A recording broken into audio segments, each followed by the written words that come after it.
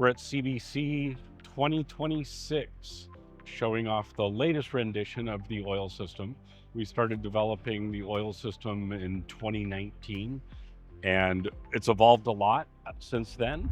One of the big advantages of installing a system like this is you run water and you run power to it, and you don't have to run any flues. We don't have a flue for steam. We don't have a flue for direct fire heating. And anything that comes off the boil gets condensed into this condensation stack and runs to the drain. Up on top of the condensation stack, we have a CIP valve, and that makes it for quick cleaning at the end of boil. Oil heated systems have an oil reservoir here in the back that provides all the heat. Because we only need to keep the oil hot and we can move the oil to any of the 3 vessels, we can have less power draw at any instant than a traditional electric system. Makes installing everything cheaper, easier, faster. This whole system slides in on a skid, you hook up water, power, and you're ready to brew. The main addition this year has been the option of the touch screen that allows full control of all the valves. It's got pre-programmed things in it, but you can also add processes yourself. You can store processes. This improves consistency, frees up brewer labour to do other tasks in the brewery. One of the nice things about this system is we have 2 flow sensors, one measuring the mass out of the mash tun, one measuring the mass into the mash tun. That allows us to calculate extraction very carefully. This one can also be used to calculate the mass going through the heat exchanger and out to the system. The heat exchanger is also controlled as controls of temperature via the screen there, and that allows the brewer to just set the temperature at the screen and not have to worry about balancing water flow and wort flow. This is set up with a single batch hot liquor tank, but by putting strike water in here in the boil kettle in the beginning of the brew and having both kettles hot, you can easily double batch without a long lag in between batches. This system has the rake, which is optional. This rake can be programmed to work during mash to help with mash steps and equalize temperatures more quickly. It can also pulse during a full lauter cycle if you want to do a traditional lauter as opposed to a sparge. All of that is programmable through the screen. And then there's a grain out feature that will reverse the rake and pull the grain out the door. The grain out feature in here, these pivot, and that allows forward rotation of the rake to not utilize these grain out paddles, and then reverse rotation pushes everything out the door for you. There's a 4 mash on the system that mixes water and grain so that there's less stirring coming in, and it hydrates the grain very well.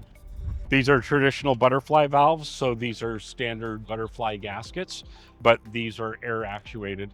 The air is all controlled from the control panel in the back, so you just hook up your compressor and it controls everything for you.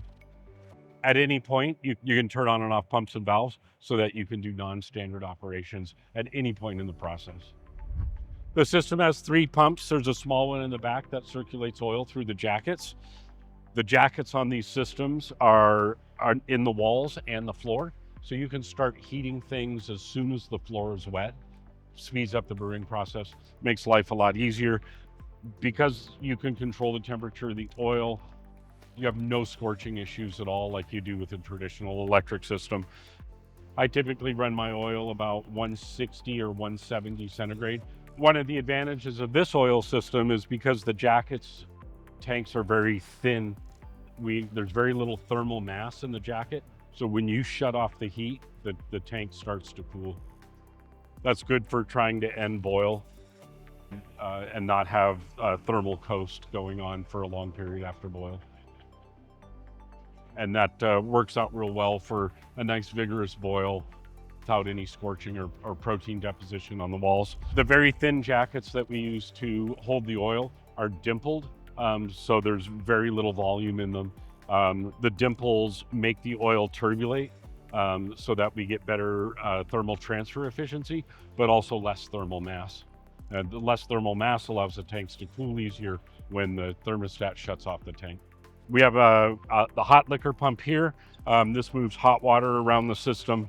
The main pump does the majority of the work, does well with CIP, does well with cleaning the heat exchanger, but also moves all the water around the system. So when you boot up the system in the morning, it comes up to this screen.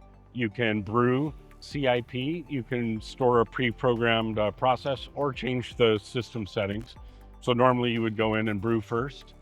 You can set up your hot liquor tank, and this has a timer so that when you come in the morning, your hot liquor tank is ready for you. Going back to main page gets you to everything. This is where really the heart of all the work is done, and you can set up your step mashes. You can Vorloff, you can sparge, or you can lauter, depending on how you want to set up your process. This is just set up with a single lauter, so we could turn that off and program a sparge in. All these settings for every screen get saved to the recipe, so you can recall them instantly. If we go back to the main page, we can run our boil. Our settings in boil give us alarms for hops or any other addition we want to make during boil. We can also control the oil temp from this screen. Sometimes you want the oil temp higher to speed up the initial process of heating hot water and things like that, but you want to lower it so that your boil vigor matches your evaporation rate that you're looking for.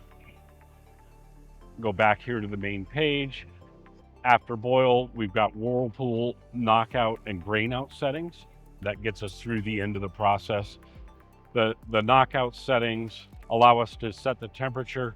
If we don't like the temperature settings that it's utilizing cold water and glycol to get the exact temperature, we can turn it to manual, and we can set those settings on the fly.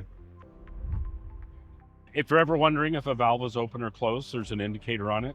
If it's pointing across the flow, the valve is closed. If it's pointing with the flow, the valve is open. Because at the end of the boil, you can transfer trube or hot material sometimes, and you don't want that in your heat exchanger. There's a filter, a wort filter here, that just takes out the coarsest of material.